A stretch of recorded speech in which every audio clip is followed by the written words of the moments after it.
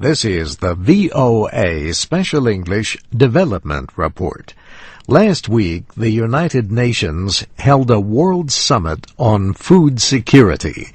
But the three-day meeting in Rome produced only limited measures to fight rising hunger.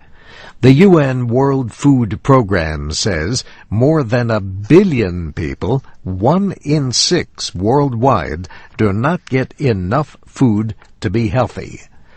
The troubled world economy is not the only cause of recent increases. The poorest countries continue to face high food prices, which have fallen elsewhere. The UN Food and Agriculture Organization says more than 30 nations continue to need emergency food assistance.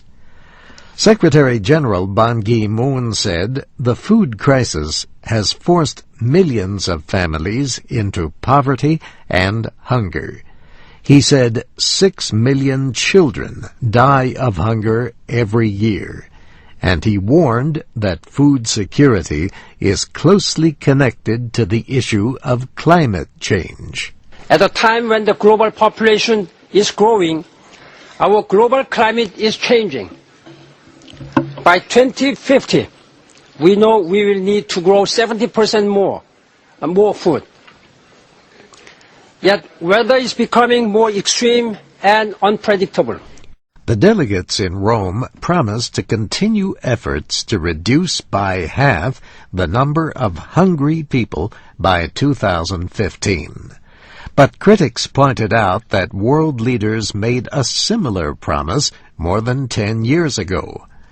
Several countries promised to increase aid for agriculture to help developing nations become more independent.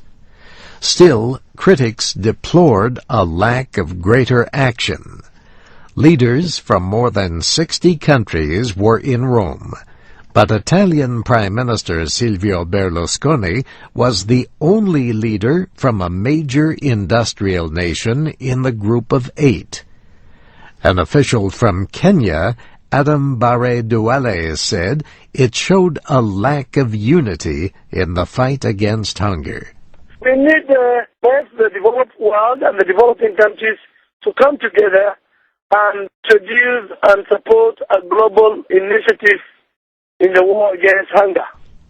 The Food and Agriculture Organization says more than $40 billion a year needs to be invested in agriculture to defeat world hunger. The growing problem has affected developing countries, but also industrialized nations. The government estimates that 49 million people in the United States were food insecure last year.